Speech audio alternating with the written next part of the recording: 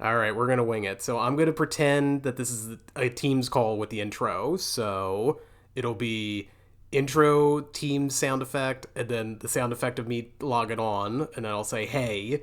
And then, like, I'll say what the podcast is. And then I'll take a beat, and then you'll introduce yourself. Does that make sense?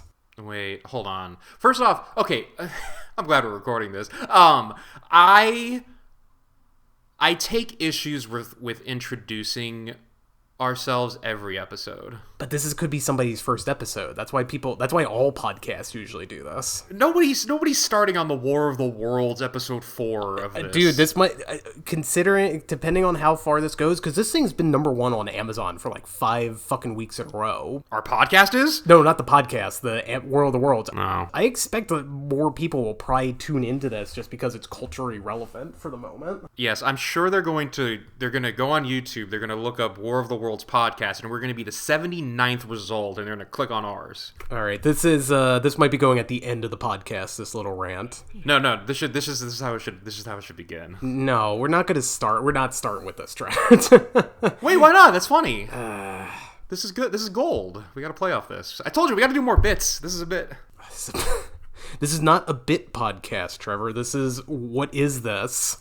This is a bit. You promised me we would do more bits, and now you're vetoing my bits. Or is this a bit in itself, vetoing the bit?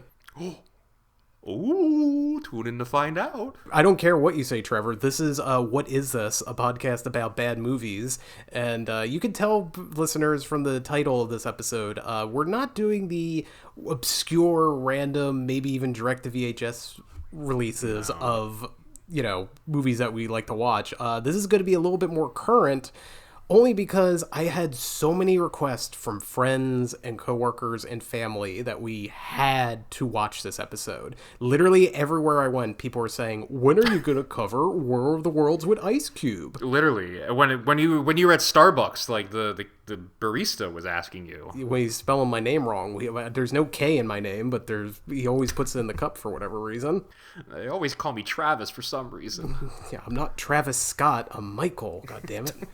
But this is all right, Trevor. I'm not sure how we can cover this movie because, well, it's probably been covered a little bit to death at this point because the movie's been out. By the time this comes out, this podcast episode, it'll probably be about 2 months. So a lot of people have probably even watched this or recorded and covered it in some capacity, but. Yeah, I don't know. How did you feel about us wanting to watch this movie when I gave it to you a couple weeks ago? I was going to watch this just by myself. Like, I had planned to, and then I think I brought it up to you. I'm like, oh, there's this new Funny Bad Movie. Well, I was going to suggest not even for the podcast that we should just watch it, like, on our own. And then I think you were the one who's like, oh, no, let's do a podcast episode. And I begged you not to because, it goes against the core idea of this podcast, and we're not going to jump on the bandwagon, but here we are. Trevor, I'm all about bandwagons, no matter what it is, whether it's actual bandwagons or the figurative term bandwagons. It's just, I just love them. Love bandwagons so much to death. But always have, always will. That's my motto, that's for sure. But anyway, yeah, I guess when we cover this episode, we'll go through the more ridiculous moments of the plot. But as we always start with these podcasts, we're gonna go a little bit deeper and see who made this monstrosity, who decided that one of the worst movies of the year had to be made. So we'll go a little bit deeper into this. So this movie was directed, and I put that in air quotes, directed by Rich Lee. And Trevor, you might be interested in that this gentleman is a music video director. Ooh. And he directed such recent music videos for people like Lana Del Rey, Billie Eilish, and then also my favorite, he did the Houdini music video for Eminem, and then he also did the Venom music video with Eminem. Venom! I love that song. What, the Venom song? And the movie. Yes, and the movie, all 3 of them, perfect films. You just love Eminem going Venom, Venom. That's what you love. Yes, absolutely. One of the greatest songs ever recorded. I think Beethoven wishes he could have made that song back in the day. Yeah, it won every Grammy possible that year. Just also let you know, Rich Lee was a pre-visual supervisor for a bunch of movies prior to being a Venom director. Wait, what do you mean? What do you mean pre-visual? So pre-visual is basically, it's not obviously the visual effects. Oh, you mean previs, yes. Previs, yes, sorry, pre-visual. I don't do anagrams or short terms here. I don't even know why I said anagrams. That doesn't really work. Previs, yes. So yeah, previs, if you people aren't in the know, that's like people creating things before it's actually ready to be filmed. So like the CGI effects and whatnot, sometimes matte paintings, just to get an idea of what the shot will look like. So well, I don't think they did any post-viz. I think all of the visual effects in this was just pre-viz, and I think they just greenlit it based off that, because it's all terrible. I have a feeling that producer Timur Bekmambetov, I'm going to say that's correct. That's definitely how you say it. Well, his native tongue. Well, you know, this Russian dude, you might recognize him if you go on his IMDb. He directed Wanted and also Abraham Lincoln Vampire Hunter. I watched Wanted recently, and there was a couple of ridiculous action scenes that I liked, but for the most part, it was kind of just pretty stupid and boring. It's a very stupid movie, just like this movie. It's very stupid with very convoluted ways to get around the plot. But what he's also known for, especially of late, because quite frankly, he goes back to Russia to direct more movies and actually do them here in America. He produces a lot of these type of movies that this War of the Worlds adaptation is. It's called Screen Life. Now, Screen Life is a premise where we watch everything through digital cameras. So that could be computer cameras, phone cameras. We see like iPhone messages or just text messages in general, chat rooms, Facebook, stuff like that. And he produced such movies like the Unfriended franchise, Missing, and Trevor, there's a bunch more that you're aware of that I have not seen, but it's the same sort of premise. Yes, and Searching, a movie that we technically worked on, well, we didn't really work on it. We got coffee for the people who actually worked on the marketing for that, but yeah, so we're kind of familiar with the genre slightly. A little bit. I was shocked to learn while we were watching this movie that you did not watch the Unfriended series, because that seemed right up your alley. No. I wish I did. Yeah, both of them are okay for different reasons. One is just a stupid Ghost in the Machine movie, and the sequel is all about the dark web, Silk Road type of deal. That's got a little bit more meat to the bone, but yeah, that's what I'm about. Yeah, and just a little bit more in this movie before we get into the movie itself. So, writers, there's 2 writers on this. I don't know how there's 2 writers on this. No, there can't be. There can't be. Maybe a rewriter, but not a writer. Well, one of the writers, Kenny Gold, I looked him up on IMDb. He hasn't done really a whole lot, but the other co-writer, Mark Hyman, he wrote such gems as Osmosis Jones. Remember that movie, everybody? Wait, is this this isn't related to the other like the Peter Hyman? This isn't like his son or something, is it? Oh, it could be. You know what? I didn't even look that up. If I were Mark, I would probably focus more on that than being the writer of War of the Worlds 2025. Yes, focus on Osmosis Jones. But another previous movie, Trevor, now this could be a future episode, ladies and gentlemen, but this man also helped write one of the most boring movies we've ever watched together, The Perfect Score, starring Chris Evans and Scarlett Johansson. Oh, no. Yeah. Oh, why does that movie keep following me? I don't know. Ever since we watched that sometime last year, like it keeps popping up. Keeps coming up. Yeah, I'm glad I didn't tell you beforehand because I feel like that would have hampered your enjoyment of this particular movie. But yes. Also, just to let you know, the producers again was Timur. That's my guy right there. Adam Sidman. He also helps produce a lot of these Screen Life movies, like Unfriended. He also did Hardcore Henry, which is a decent enough action movie, not the best action movie in the world. No, shut your mouth. That movie is like incredible, and everything he's done after that movie has been a little bit diminishing returns, in my opinion. But oh, absolutely. I mean, hey, Charlito Copley is awesome in that movie. I'm not going to deny Charlito Copley is great in that movie. It gave me a headache, but it is a very fun movie, I think. And then the last bit here, we'll get into this gentleman a little bit later as we go through the movie. The other producer is Patrick Aiello, and Trevor, another movie that we've seen together that this guy also helped co-produce. He helped produce the classic, quote-unquote, action movie Street Fighter, The Legend of Chun-Li. Ooh, okay, so we're semi-familiar with his terrible, terrible work. Yeah, I could go through his whole list, but like if that's the highlight, quote unquote, like you can tell what type of garbage he normally works on. And again, we'll talk about him in a little bit as we go through the movie because he put his foot in his mouth recently. Kind of like you just did. Well, great. Now I can't edit that, Trevor. Thank you very much. I'm going to keep that. Haha, gotcha.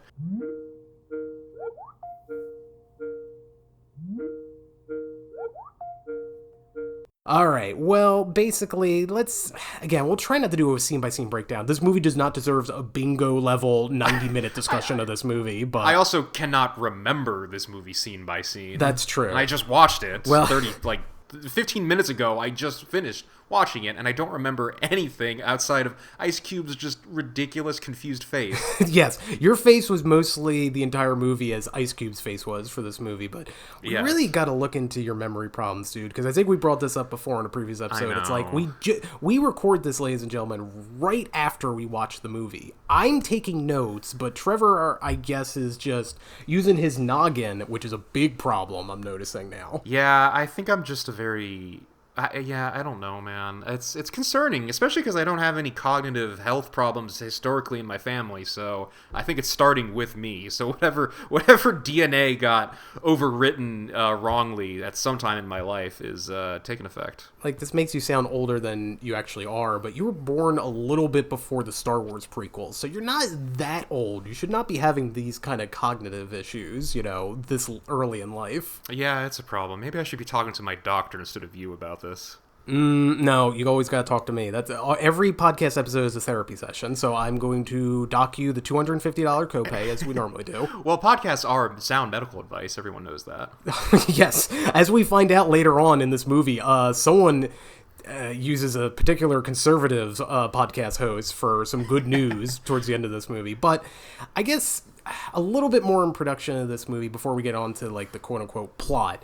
Basically, everybody knows what this is. This is an adaptation of an H.G. Wells classic from 1898, big science fiction plot where aliens come down, and it doesn't matter if it's 1898, the 50s, even the Spielberg Tom Cruise movie that came out actually exactly 20 years ago as this new adaptation came out. It's like just aliens come down, they fuck shit up, and either something happens where the plot just ends, or the humans find a way to save the day.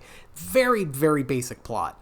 And in this movie, again, this is a screen life format, so we're watching everything through Ice Cube's like digital monitors and other people's like cell phone footage and anything else that would work for this sort of idea. And basically, it's just... I get what they're going for. They're trying to go for a really modern take on how this plot would happen, or just in general how an alien invasion would happen. We probably would be on our screens more often than not, but it just comes across so lazy, and there's just so many ridiculous... Even if it's a science fiction plot, like, there's just so much ridiculous ideas happening in this movie from start to finish. Yes, there's a lot of dumbing down techno mumbo jumbo going on where people will the most egregious, that's not the right word, I don't know how to say that word, I don't care, to me one of the biggest glaring mistakes that I just absolutely hated was when Ice Cube is uploading it's like a slideshow presentation movie he made somehow immediately, and he uploads it to YouTube, but he uploads it as a zip file, which that doesn't make any sense. You can't upload a zip file to YouTube and it somehow is accepted and it plays. But yeah, no, there's a ton of stuff where it's just like, oh, you have the cannibal code, and, here's the... at one point they just look at the view page source and they get the hacker's, password off of that. It's like, okay, I get you have to dumb this stuff down for normies who can't, use their computer properly, or iPad kids who grew up in a closed system environment who don't even know how to use a computer or know how to type on a keyboard, but... At some point, I don't know. It's unfortunate that you have to write it this way, Yeah, it's weird. I think the further we get in this movie, we kind of tell what the politics are of these writers, and then also just in general how they feel about technology. But just also, ladies and gentlemen, this is the toned down rant, because, man, this is the angriest I've ever heard Trevor was him talking about the zip file going to YouTube. I mean, that dude was angry when that happened. Because it's just nonsense. If you know anything about just, uploading files and everything like that, it's just complete nonsense. Come on, you can't upload zip file to YouTube and have it play as a video. Look, Trevor, they were so busy doing all of this product placement, they did not have time to figure out how to actually upload stuff onto YouTube. They didn't learn that technology. No, evidently not. And Ice Cube's the head of the NSA or whatever the hell he is. He doesn't know how to do it, apparently. Yeah, so basically, Ice Cube is a family man. He's got a son that's into streaming. He's got a daughter that's a DNA scientist or whatever the fuck she is. She's supposed to be this real smart person, but like, man, she doesn't seem to understand a lot of science, especially medical, as we get later in the movie. But as you mentioned, Ice Cube works for the NSA. He works for the Department of Homeland Security. So we see him just like spying on his kids and just like trying to stop this terrorist organization called the Disruptor. It's basically an Anonymous ripoff, which I'm like, even these guys are just as inept as Anonymous. Like, I mean, he sucks. This guy sucks. Basically, what happens is, while that stuff is happening, meteors suddenly just strike the Earth after, like, a lot of weird weather patterns, which the weather patterns don't seem to mean anything, especially when it comes to the meteor shower. But just like H.G. Wells's, like, story, the aliens come down, they hide in these meteors, and as we go through the initial like couple minutes of the movie, it's like we learned, oh no, these things are filled with aliens and they're tripod spaceships and like they're just blowing shit up. And do you know how we know shit's getting blown up, Trevor? We see the camera shake. Totally, and they gotta pretend that the camera is shaking is them like being, oh my god, like huge explosions and earthquakes. Like that happens so often in this movie. There's a ton of post done camera shake where they're just using the literal After Effects plugin that I used to use when I was making visual effects shots when I was 12 years old. That it's like the wiggle. I think it's literally the wiggle effect in After Effects that they put on the footage, and it's just so embarrassingly bad. And they're putting it on like static cameras that wouldn't be shaking at all. Man, that makes me sad that you said that's a plug-in for After Effects. It's like AI's taken away what Star Trek, the original series, did 60 years ago, where they just they pretended the camera, or no, they actually did shake the camera, and the guys had to pretend, the ship was exploding or whatever. Mm-hmm. Yep. Phil Tippett started really good visual effects back in the day, and now look where it is now. Look, John Knoll would be very proud of his legacy. Well, basically, as we get further along in the plot, we learn that the other actors that are in this movie. We have Eva Longoria. Somehow she got conned into doing this movie. I assume she needed the money to do her Flaming Hot Cheetos movie that got nominated for an Oscar. It got nominated for an Oscar? Oh yeah, Best Song. It had no chance, but it was nominated for Best Song. Oh, that's a fake Oscar. That doesn't count. Trevor, that's been around for like decades and decades. That's like Suicide Squad winning the makeup Oscar. Like, that doesn't count. That's not true. It's not, if you're not one of the 5 main Oscars, no one gives a shit. I don't know about that. I usually like watching the best song performers at the Oscars every year. That's usually a fun time. Oh, so you're gonna tune in next year for the Flaming Hot whatever? Wait, no, they don't. I forget. That's not how you do the Oscars. Never mind. Ignore me. No. Look, are you telling me that the song "Blame Canada" from the South Park movie did not deserve an Oscar nomination? Because that is trash. I have no comment on that. All right. Well, basically, we got her. She's helping Ice Cube throughout the movie because she's also a government. That spy agent. It's so ill-defined what she does in this entire movie, really, to be honest. And then we have Sad Sack Clark Gregg, everybody. Do you remember Clark Gregg? He was Agent Coulson in the early days of the Marvel MCU, and everybody thought a rocket was being strapped to that dude, and then now he's in this movie. Well, I don't know about everyone. I don't think I gave a shit when I saw him in Avengers or whatever. He was in Avengers and Agents of S.H.I.E.L.D. Like, he was a big deal for a bit, but then stuff happened with Josh Whedon, and he's a Josh Whedon guy, so I just assumed Disney were just like, oh no, thank you, you can go now. He seems like the kind of guy who would star in like one of these like insurance commercial gigs now, where you get like a new commercial every month and you get a paycheck. Hey, that's good money, and I can't imagine how much Universal and Amazon paid for these people to be in the movie. I guess it's more Universal money, because as we find out later on while researching this movie, it's like Amazon bought the rights to this movie. This was filmed in 2020. This was then finished in 2022, 2 years for post-production. Always a great sign when it's a major movie. Well, and this also movie is nothing but post-production, too. Yeah, so I don't know how it took 2 years to do that, especially if you're just filming a screen, for crying out loud. That doesn't make... Look, we talk about Hollywood math, and we talk about how, like, some people fudged numbers. I assume a lot of numbers were fudged to make this movie. Yeah, I want to see Universal's tax returns. What's funny is one of the reasons this movie got made is that the producer Timur, he went to Universal, and his way of getting a green light was saying this was going to be a high-budget sci-fi action movie, but it was going to be the cost of a thriller on TV. And he, you know what? In a way, he was certainly right about the cost of the movie. He was right about the cost of the movie. Having said that, I feel like I've seen episodes of NCIS with a bigger budget than this. So I don't know if that's actually accurate in the long run. That's true. And especially nowadays, like, streaming TV is like, they're spending like $50 million on an episode these days. I mean, my God, we learn all about Amazon in this movie. Yeah, do you know how much money they spent on Fallout and The Lord of the Rings and all that shit?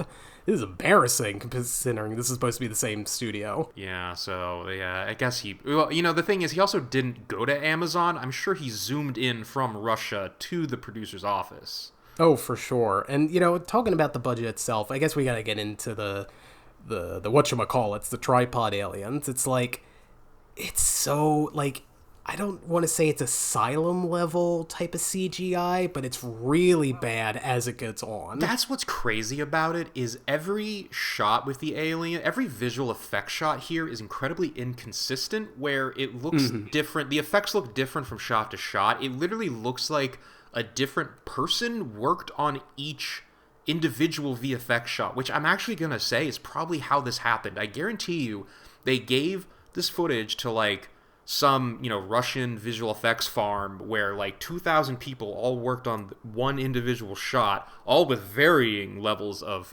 craftsmanship and, you know, ability. And this is what you get, is just a bunch of inconsistent visual effects shots. Trevor, you're telling me that shot of those, like, B-52s just swinging in the air like it's, you know, a thing from The Sims, you're telling me that wasn't, like, professionally made? No, and it's also just a lot of stock footage and a lot of borrowed footage from real-world disasters, by the way. Very tastefully done. Yeah, like, this is filmed in 2020, so this is not, like, the current LA fires that happened this year, but, like, there's definitely shots I see from previous fires as I lived out here in LA. There's, like, the Deepwater Horizon footage was shown. Like, I believe we also saw the 2011, like, Japanese tsunami disaster as well. Like, just type shit like that. And if it's not disaster footage, it's just generic stock footage for so much stuff of, like, people on the streets and, like, people driving and, like, just all this random crap. And then they just digitally impose the tripod aliens in just some of these shots. And again, it just looks so bad as the movie goes further. I was halfway expecting, what was that movie that used the Beirut, like, explosion in, like, the marketing, I think, only, but they got, like, a ton of backlash for it. I forget. Oh, I don't know what that is. Yeah, but I was halfway expecting them to just put aliens in that explosion, like, footage where, like, a bunch of people died. Like, just that horrible. Well, thankfully, again, this was filmed in 2020, so no Palestine footage was used, so that's... No, but I'm sure they're thinking about well, it. Again, we'll get to it. Considering the politics we see in this movie, it's like, probably not too far off. They probably would have used that footage if they had the chance.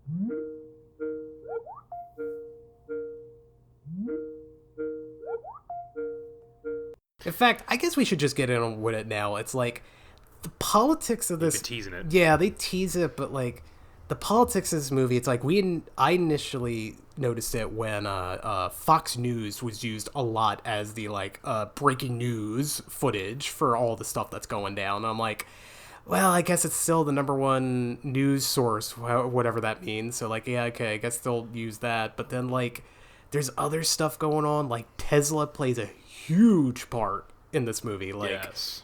And we get to Amazon a little bit. We'll get to the Amazon product placement, but, like, Tesla is all over, like, this 2/3 of this movie. Yes, the Tesla is the hero car that, like, saves the day, essentially.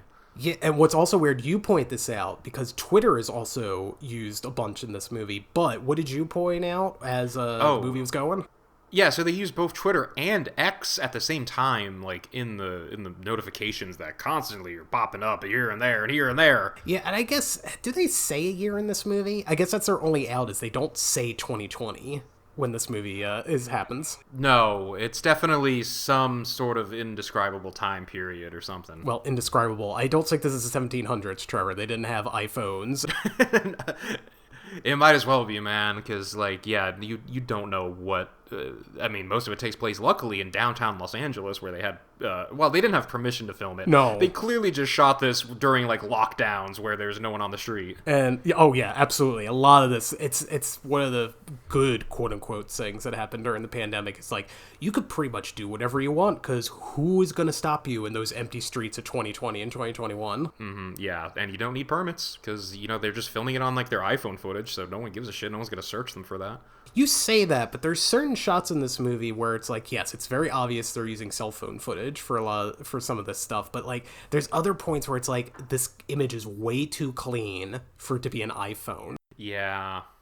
Yeah, there were definitely a few moments where it's like, oh, the depth of field is way too shallow here. There's no way they filmed that on an iPhone. And then there's just also certain points, especially towards the end, where it's like, okay, they just ran out of ideas of how to show like security camera footage. So here's just Ice Cube just being shot with a red camera because we just can't figure it out.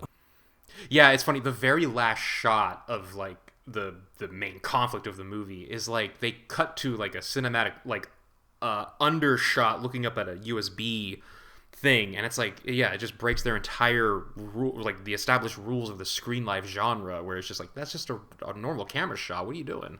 Yeah, well, I think they were a little too busy thinking about the product placement. So I feel like I should get into that because it's going to be this big cloud if we don't talk about, not a data cloud, that's later in the movie. This is just more about product placement. So if you have seen this movie or have heard about it, you have heard about the Amazon product placement, which we will get to specifically in a second, but there is so much product placement. I had to make a list of everything. Trevor, do you want to hear the whole list? You have a list? I have a list of everything that happened. Oh, thank God. Every time we saw something that was clearly mentioned on screen or even just said just awkwardly because they wanted to have the product name in there. Oh, here we go. Not in any particular order, but we got Microsoft, Microsoft Teams, Steam, WhatsApp, Facebook, Meta, Amazon, Apple, including Apple AirPods, Zoom, Tesla, previously mentioned, Gmail, Google, YouTube, Twitter, X, Reddit, and then my favorites, One Punch Man and Han Solo. But yeah, it's nuts. It's so nuts how much there's product placement. And as we get further along in the movie, like, shit goes down. Like, you know, the first they say the humans are getting an advantage on the tripod aliens, which is total bullshit, by the way.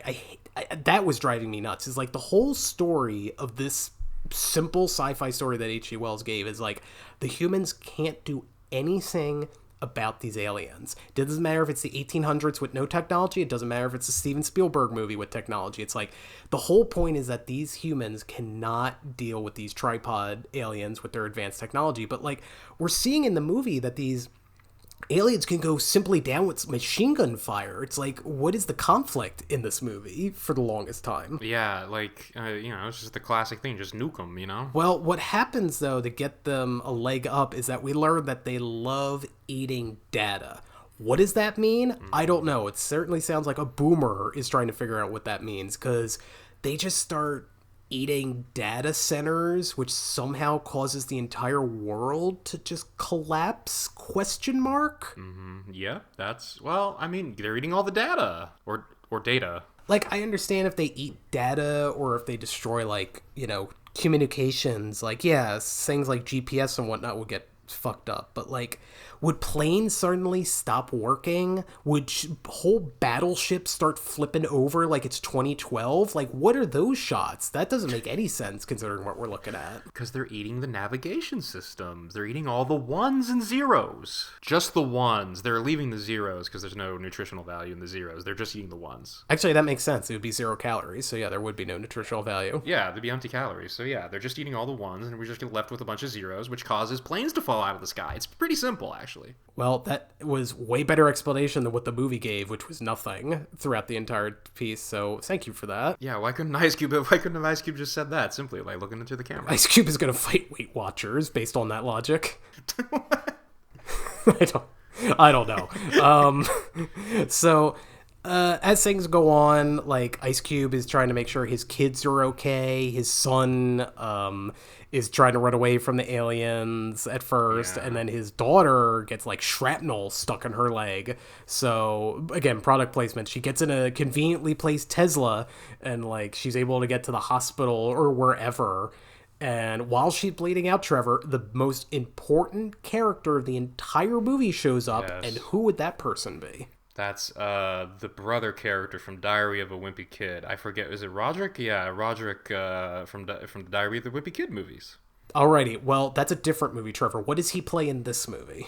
Oh, that's right. Yeah, he plays I forgot. Actors play different characters in different movies. He plays the Amazon delivery driver. Mark is his name? Yes, Mark is his name. Now, yes. Before we get to the third act way that he saves the day, how does he save the act in terms of his girlfriend, or in this case Ice Cube's daughter, getting bleeding out? He gets out his Amazon mandated and supplied packing tape. Yes, and he goes, "Don't worry, I'm a pro," and then he just tapes her up, because that's how that works. We see her heartbeat, which is also, by the way, super creepy that her dad, Ice Cube, has a heartbeat monitor on her at all times. Access to her real-time heartbeat status, which is, maybe if you're a parent, you care about that shit, but why would you, unless she has like a medical problem with her heart, you don't need to track that shit. Yeah, I guess it shows that he's a very possessive dad for both of them, but like, yeah, it's just, I don't like it when movies do that, because it's just more creepy it's more creepy than funny. Yeah, I already don't like that my mom has like my location on my phone at all times, and so I would not want her to have my like vitals either. Why, Trevor, again, I won't reveal your age, but I know you're not a little kid or even a teenager. Why does your mom need to have your location at you at all times? Because she needs, I don't know, man. She loves me, maybe? Is it that, or does she need to have you on a leash? Like, do you have, like, that little thing that they put on little babies to make sure that they don't run away? Look, we have another 30 minutes before my mom comes into my room and tears this all down, so we gotta hurry up. Like, she's gonna be like, "Why are you watching this piece of shit?" I thought I told you to stop watching Ice Cube movies. I told you after Anaconda, no more Ice Cube movies. Which, by the way, way better movie. Anaconda is a way better movie. Yes. Highly recommend Anaconda, especially for Jon Voight's accent. Oh, God, yes. I mean, Jon Voight, traitor to Hollywood, but, like, goddamn, that almost negates all the traitorness he's been doing lately. But, yes. Yeah, when it comes to Ice Cube movies, like, go watch Anaconda. Go watch Torque. Go watch the Jump Street movies. Go watch good movies. But if you're thinking of bad movies, yeah, like that. Well, go watch this too, because this is also pretty good. Well, spoilers. Don't get to your final judgments yet. Oh shit! Sorry, we don't do that until the very end. Never mind. I have no opinion on this movie. Never mind. You're a blank slate.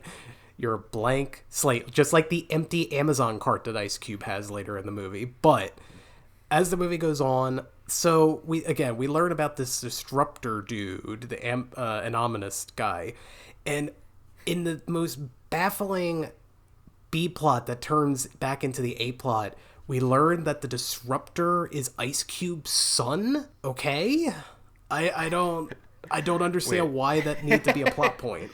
No, and it's he gives it the best performance during that scene. It's incredible stuff. That's true. The only IMDb trivia, if it's even true, that I thought was hilarious was like there's a scene where Ice Cube learns that his son is a disruptor, and he just kind of moves the chair a little bit and throws it down.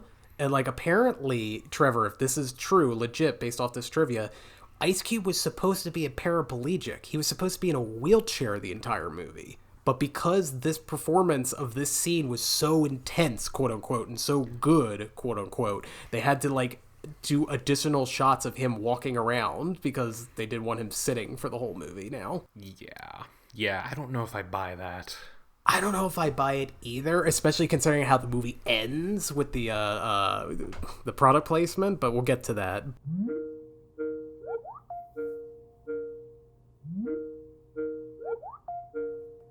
So basically, this kind of turns into like a Michael Bay, Oh, do not besmirk that man's name by comparing this to a Michael Bay production. I'm just saying, just like Michael Bay, sometimes he has movies where the conspiracy theory nutjobs are in the right. Or Roland Emmerich. Yes, you know what? That's even a better example. I was getting Moonfall flashbacks from that. Well, Moonfall 2012, the conspiracy theory guy is right. Independence Day, the conspiracy theory guy is right, and both of those movies. I think even that freaking Shakespeare movie Roland Emmerich did, I'm sure there's like some... Actually, no, that whole movie's about conspiracy theory, because it's about who wrote Shakespeare, and that's based off a conspiracy theory. Ooh. So yes, just like all of those movies, this movie is telling you that the conspiracy theorist is right, which, you know, especially in this day and age, that's a very dangerous mindset to have. Yeah, that's alternative facts should not be celebrated here. Yeah, and again, I guess I'll get into it again. I don't want to make politics too much of this podcast, regardless of what we're talking about, but like, dude, this is like Neil Breen level type of politics in terms of what the filmmakers believe in, what they feel the politics of like the U.S. government is like, and just like, again, Fox News, Tesla, Elon Musk with X and Tesla, and like, it's just nuts. The politics of this movie is just nuts if you go deep into it. Yeah, it's a message movie. It's really about the importance of, privacy and individual data access, something like that. So yeah, sure. You convinced me. This really has a deep message. It does. Well, I guess just to get through a little bit more of the movie, basically after he learns his son's a disruptor, he also learns, back to the weird politics of this movie, that apparently in the 1950s with Roswell, some of these tripod aliens crash landed, and the U.S. government used some of that technology to make the surveillance state equipment that we have today, and that makes Clark Gregg the bad guy somehow. Mm-hmm. Yeah, and there's that wonderful, every movie. I mean, this has been going on for a while, but yeah, the guy who, has been behind all the shady government stuff, he gets, outed. Oh, they find out he's been behind all of this and he gets thrown in jail. Like, no one has consequences with their stuff anymore from the government. So it's just another, it doesn't mean anything, man. Like, yeah, I mean, again, I don't want to bring too much politics into the play, because especially, with certain people that listen to this, I know in my circles, they will not be happy about this opinion. But, like, just look at the last 10 years. Like, do you really think that happens? Do you think, honestly, anybody gets, like, their comeuppance or just get any sort of, like, punishment for their crimes? No, that doesn't happen. No, even if real aliens came down and, like, we found out, top government agencies were involved with it, like, yeah, no one would care.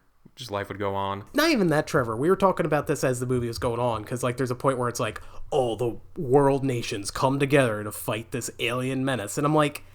Maybe back in the day I could believe that, but now it's like, do we really think the Middle East would side with others to stop this alien invasion? Do you think Russia would? Do you think we would at this point? No, I don't buy that for a second. Yeah, Independence Day Resurgence also had that plot point where it's like, oh, aliens are invading and we all came together. Like, no, we probably wouldn't. Yeah, that movie's all about like using that alien technology to recreate the planet and everything's like futuristic. Oh my god, they just ripped off Independence Day Resurgence with this movie. A little bit. Again, it would not surprise me if this dude, the director and the writers, are like big Roland Emmerich fans, because it has a lot of Emmerich vibes throughout the movie. Oh, based off the movies that Teamer has directed and produced, yeah, he's definitely a Roland Emmerich fan. Well, he's definitely a Russian nationalist, because so many of his movies seem to be pro-Russia, considering that's where he's from. I guess that tracks. That's true. So basically, after Clark Gregg is outed, he denies all this NSA access to Ice Cube, so Ice Cube doesn't know what he's got to do. But then the disruptor, aka his son, and a bunch of other disruptors come in to save the day, give him back his access, and then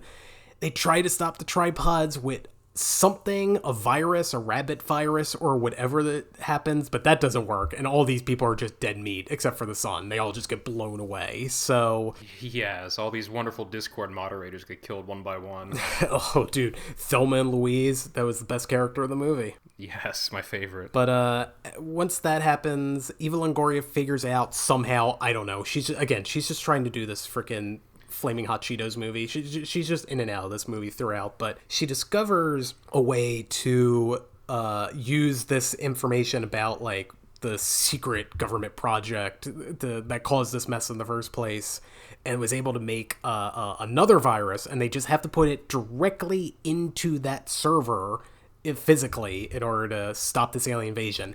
How this works, I have no idea. The movie doesn't care. We just got to get to the 90 minutes. That's all that matters, is we got to get to the 90 minutes. But basically, Trevor, we've been tap dancing around it, but we got to talk about it.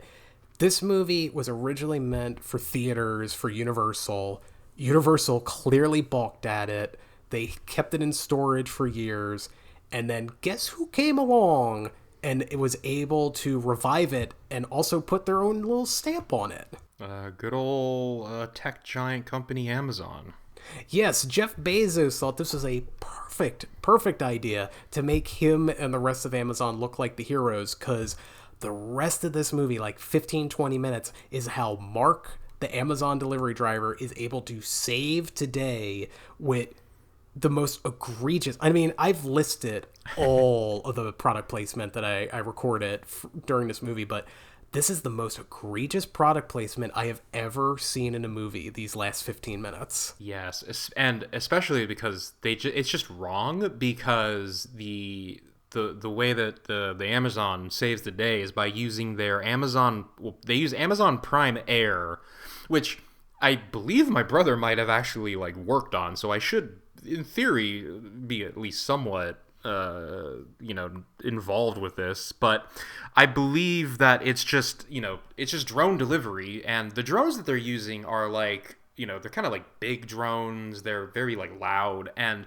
they're not, I guess they're pretty fast, but in the movie they portray it as FPV like racing drones, which is absolutely not the type of drones that they would deliver Amazon packages with. You know what it looks like, Trevor? It looks like a mixture of what you see at the arcades, especially in the early aughts, where it's like, oh, you're a fighter jet going through the city skyline. But also it's just like augmented reality, too. Like if you're one of those scam buildings where it's like, oh, there's an alien invasion. Now you got to shoot every second. It's just, it looks so hokey and so cartoony. But apparently it's the greatest thing Amazon's ever invented. Yes, and I don't even think it's a program they're even like continuing to really develop, because I don't think it really works that well. Well, I just want to stress people that the Amazon delivery driver figures out that they got to use the Amazon drone. They also have to buy a thumb drive, which I believe is Amazon. If it's not, it an should Amazon be. Basic. An Amazon Basic like thumb drive, but then also they have to buy it through Amazon. That's a literal scene that happens in this movie. Yes, he has to. Yeah, exactly like that, and it stops for 5 minutes to basically just be an ad for Amazon. Yes, and then also later, a little bit later, as the climactic quote unquote stuff is happening, the drone gets flipped over. So they try to convince a homeless man to flip it back, and their only way they're able to do that is tell him, oh, just click on this link and you'll get $1,000 Amazon gift card. Yes, and I wonder if that homeless man ever got that $1,000 gift card. I don't know. There was a scene right after where aliens start shooting at the drone, so I just imagine he just got vaporized, which would be hilarious. Got destroyed. And also, that was definitely not like a homeless man. That was the most like LA hipster looking guy I've ever seen. Look, you call LA hipster, I say LA homeless. It's almost the same thing these days in 2025. Yeah, the homeless in LA, they have chai tea lattes. Yeah, in the dumpster that they probably go through at MacArthur Park. So a little bit about this Amazon product placement before we finish the movie is that producer Patrick Aiello, going back to him, he put his foot in his mouth earlier, a couple weeks ago, where he's like had to defend Amazon being used. And I'm going to give you, Trevor, almost verbatim what he said during this interview about the Amazon product placement. And he goes, Amazon did not see this movie until it was all the way done. We never intended for Amazon to release the movie. That I don't... See, I buy the latter, but I don't buy the first part whatsoever. Amazon clearly saw this. Otherwise, why would they buy this movie? That doesn't make any sense. Yeah. And also, why would you put that much Amazon product placement in your movie in the first place? Well, here's more of an explanation. We always thought Universal was going to release the movie theatrically in the early months when you were but yeah, obviously again Amazon bought it out. But here's his reasoning on why Amazon such has a huge foothold as the heroes of this movie. In the early months of the pandemic, when you were going to the grocery store, you couldn't get toilet paper. Who is bringing it to us individually to all our homes? All of these products to keep us going, to keep us neutral, keep us surviving. The Amazon drivers. Wow, what an epic line. It almost sounds like that was made by the Amazon marketing team for you to say that. I mean, I don't know. Was Jeff Bezos in that room, or was he giving him a hand job at the same time? Like, that is so much glazing over that entire explanation. Yeah, I used Instacart anyway, so not even Amazon. You use Instacart? I just go to my grocery store and buy groceries there. Oh, yeah, I didn't know you could do that at the time. Trevor, we've been doing it for almost a century now, these type of grocery stores.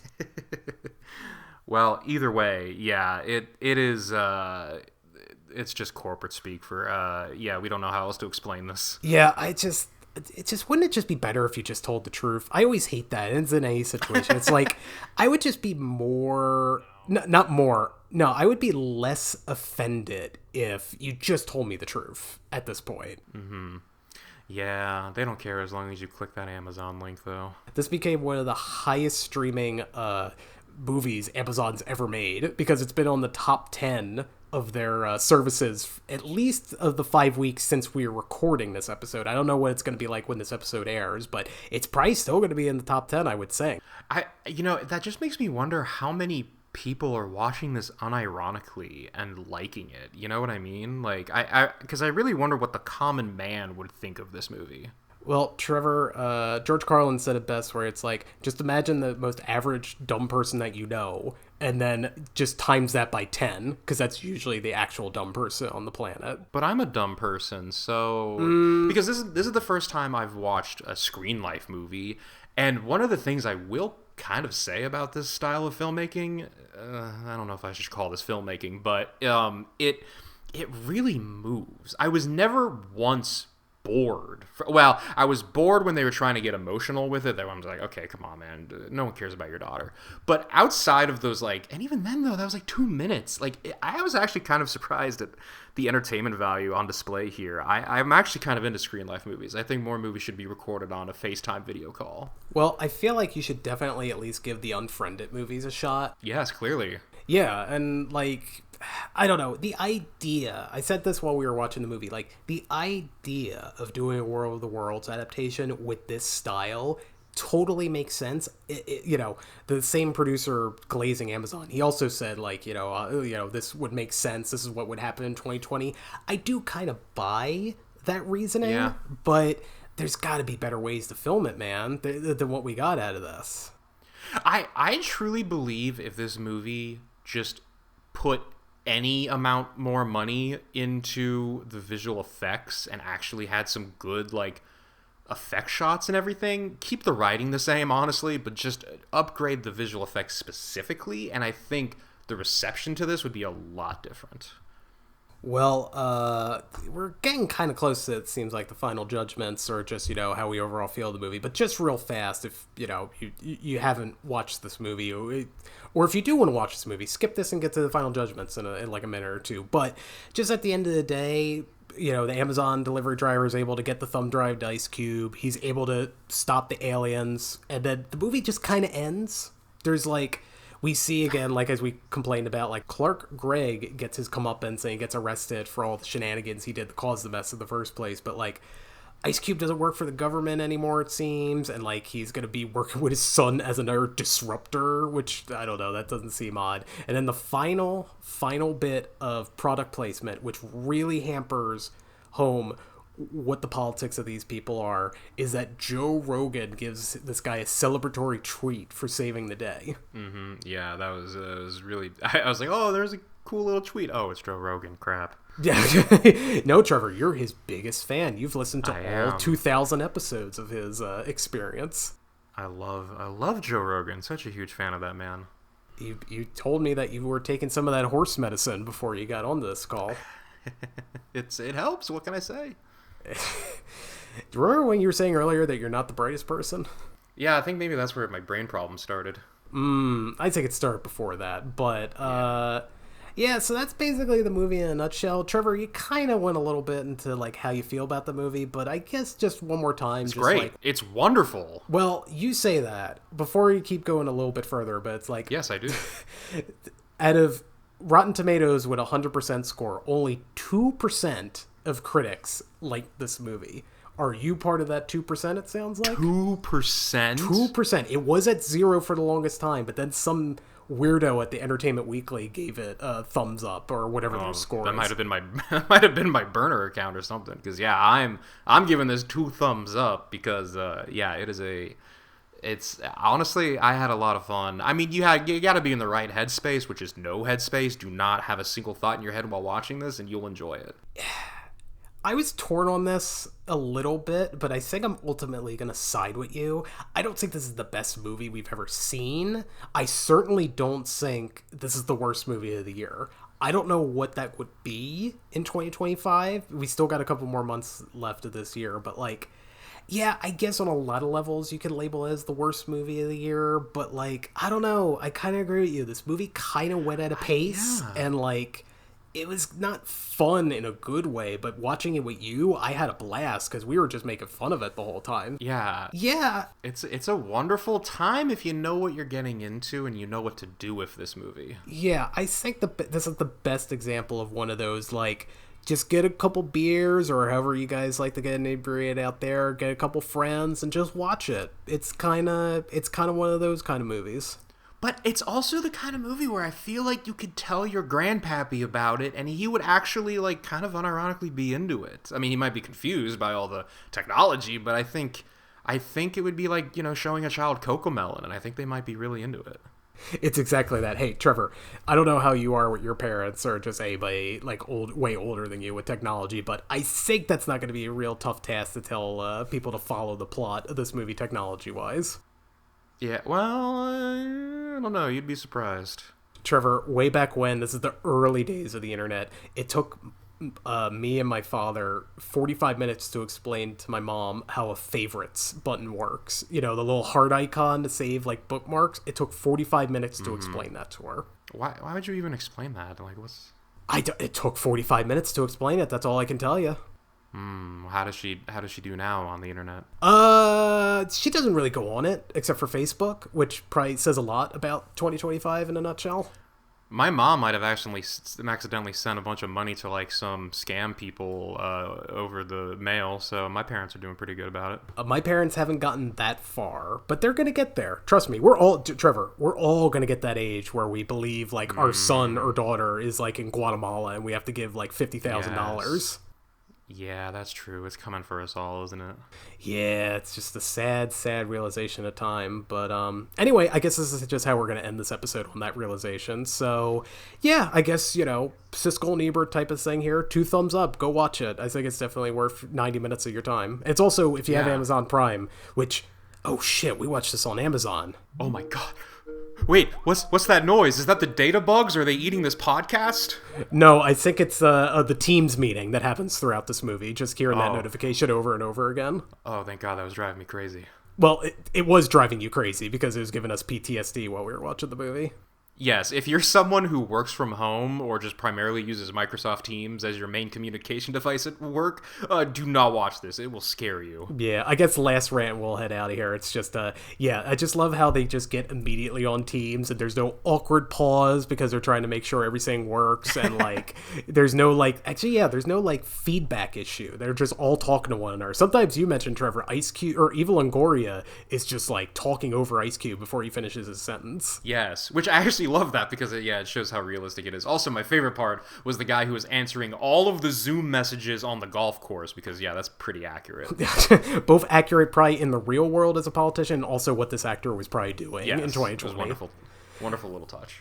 All right, well, we could seemingly talk about this movie for a while because we enjoyed it, but, you know, we gotta call it quits. So you guys should definitely give it a shot if you got Amazon Prime, or find other ways to watch it. Maybe don't give Amazon money. I think that's the lesson we learned today, is you don't need to give Amazon your money for everything. But, you know, again, we thank you very much for listening to this, however you listen to it, whether it be Apple Podcasts or YouTube. And yeah, I guess this is just us signing off. So I am Michael. And I'm Trevor. Alrighty, you guys, take it easy.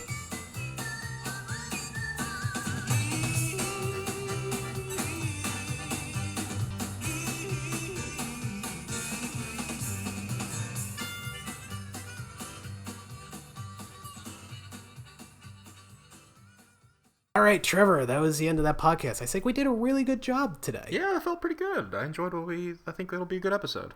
Yeah, I think so too. But I think next month we got a little bit of an undertaking, and I hope that you can handle it. Do you think you can handle it, what I'm about to say? Well, I don't know. What the hell are you going to say? Well, I'm thinking, because we've been doing this all year, I feel we should cover all of the Ernest P. Worrell movies. You know, those Jim Vardys, you know what I mean? That kind of stuff. You know, we've been watching that all year. No, who the fuck Who?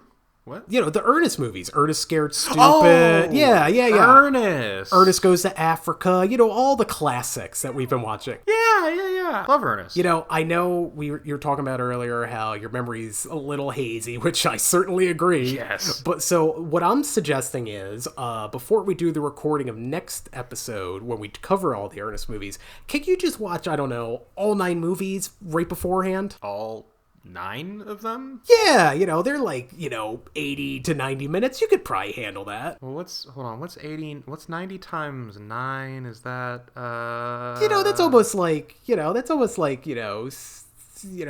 hours, I think. Yeah, okay. Yeah, I don't have anything to do on the weekends usually, so that's fine with me. No, I know you have no social life, so I know you can absolutely do this in the next couple weekends. Okay, yeah. Let me see what I can do, and I think I can watch all of them. Yeah, no problem. I mean, as long we are gonna do it next month, right? That's the plan. Absolutely. I promise you, there is no other reason we would skip this. We're gonna do this next month. Right. No, we have to. I mean, especially because they're like my favorite movies, like of all time at this point. Because I love them so much. So but yeah. No, I can watch every single one over again. Yeah. Yeah. Again, remember all of them, even the quote unquote bad ones. I mean, there's no bad ones. Even the Splash Mountain one that we watched. Yeah. You know what? Because I want to do a top 10, and he only did 9. Unfortunately, he didn't live long enough to do another one. Okay. So actually 10 Ernest movies, including Splash Mountain. Right. And I promise you, hard on hand, that we are going to be doing this next month. Okay, yeah. Well, I'm looking forward to it then. Alrighty, Trevor. Well, I look forward to talking to you in a month. So you enjoy the next couple weekends with your Ernest rewatch. I will. I don't know which one to start with. I guess we'll just do it chronologically or something. Oh, yeah. I think that's a good idea to do it. So anyway, you have a good one, Trevor. And remember, we're going to be doing this next month. Wink.